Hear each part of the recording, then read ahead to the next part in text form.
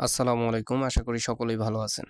আজকে আলোচনা করব শিক্ষা প্রতিষ্ঠানের খোঁজ খবর নেয়া এবং চয়েস লিস্ট যেভাবে সাজাবেন এই বিষয়ে। আপনারা যারা 18তম নিবন্ধনের ভাইবা দিয়েছেন, আশা করি সকলেই অবগত আছেন ষষ্ঠ গণবিজ্ঞপ্তির শূন্যপদ সম্পর্কে।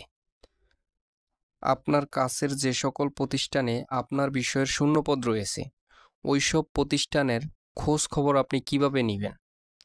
আপনি এসব প্রতিষ্ঠানের খোঁজ খবর নিতে পারেন দুইভাবে। প্রথমত অনলাইনে আর দ্বিতীয়ত সরাসরি। অনলাইনের মাধ্যমে আপনি ওই প্রতিষ্ঠানের শিক্ষক সংখ্যা, ছাত্রছাত্রী সংখ্যা এবং কি রেজাল্ট সম্পর্কে বিস্তারিত তথ্য জানতে পারবেন। রেজাল্ট সম্পর্কে আপনি বিগত 4-5 বছরের তথ্য অনায়াসেই ওয়েবসাইটে পেয়ে যাবেন। আমি ডেসক্রিপশন বক্সে ওয়েবসাইট লিংক দিয়ে দিব, আপনারা চেক করে নেবেন। এবার আসি সরাসরি কিভাবে খোঁজখবর নেবেন। আপনি যে সকল প্রতিষ্ঠানে আপনার বিষয়ের শূন্যপদ আছে ওই সব প্রতিষ্ঠানে সরাসরি গিয়ে খোঁজখবর নিতে পারেন, অথবা আপনার কাছের কোনো কেউ যদি শিক্ষক থাকে তার মাধ্যমে যে প্রতিষ্ঠানে আপনার বিষয়ের শূন্যপদ আছে ওই প্রতিষ্ঠান সম্পর্কে বিস্তারিত জানতে পারবেন। কেননা উনি যেহেতু শিক্ষক, উনি আরেকটা প্রতিষ্ঠানের শিক্ষক এবং যেই শিক্ষা প্রতিষ্ঠানের অবস্থা এ সম্পর্কে বিস্তারিত ধারণা রাখবে। তো আশা করি ওইভাবেও আপনারা খোঁজ খবর নিতে পারেন, অথবা আপনি প্রতিষ্ঠানে সশরীরে গিয়ে ওই প্রতিষ্ঠানের অবস্থা, ছাত্রছাত্রীর অবস্থা দেখে আসতে পারেন, পর্যবেক্ষণ করে আসতে পারেন এবং কি পরিবেশ সম্পর্কে অবগত হতে পারেন এবং কি ওই ক্যাম্পাসে রাজনীতি আছে কিনা এসব বিষয়ে বিস্তারিত তথ্য পাবেন।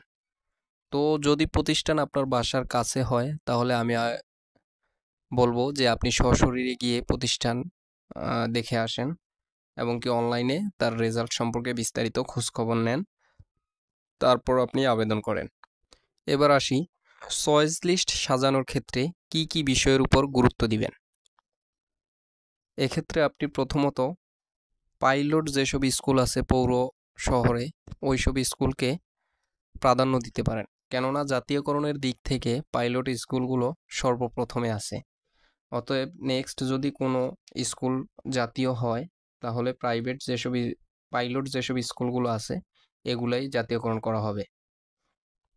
দ্বিতীয়ত দেখতে পারেন আপনি আপনার বাড়ির কাছে কোন স্কুল আছে, ওইসব স্কুলে যদি আপনার বিষয়ের শূন্যপদ থাকে আমি বলবো যে এটা আপনার জন্য সবচেয়ে বেটার। কেননা শিক্ষকদের যেই বেতন ভাতা তা দিয়ে অনেক দূরে গিয়ে গাড়ি ভাড়া দিয়ে চাকরি করা আসলে পসিবল না, বা মানে এত টাকা ব্যয় বহন করার মতো বেতন আপনাকে দিবে না। অতএব বাড়ির কাছে যদি কোনো প্রতিষ্ঠান থাকে আমি আশা করব বাড়ির কাছের প্রতিষ্ঠানকে আপনি প্রাধান্য দিবেন। 3 নম্বরে আমি রাখছি নাম্বার এবং মেরিট অনুযায়ী।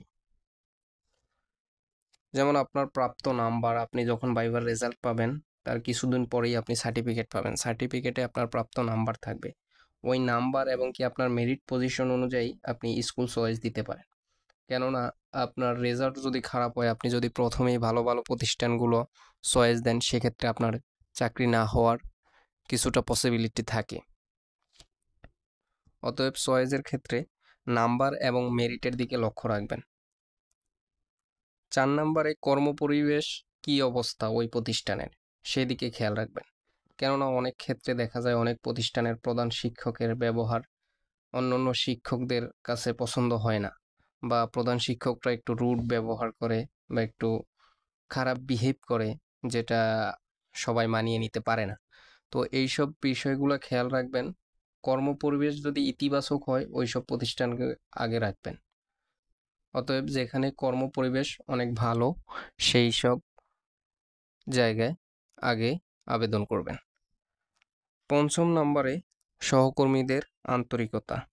অতএব আপনার যারা সহকর্মী থাকবে, যে সকল শিক্ষক, অতএব অন্যান্য বিষয়ের শিক্ষক, তাদের আন্তরিকতা যদি বেশি হয় বা আন্তরিকতা থাকে ওই ক্ষেত্রে আপনি এইসব প্রতিষ্ঠান আগে রাখতে পারেন।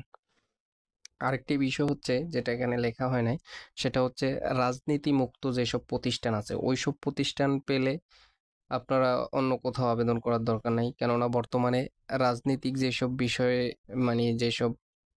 যে পরিস্থিতি দেশের সেটা তো আপনারা সবাই বুঝতে পারছেন। অতএব রাজনীতিক মুক্ত প্রতিষ্ঠান যেগুলো আছে ওগুলো চয়েস করে আমি মনে করি বেটার হবে। অতএব রাজনীতি যেটাতে নাই ওইসব প্রতিষ্ঠান আগে চয়েস দিবেন।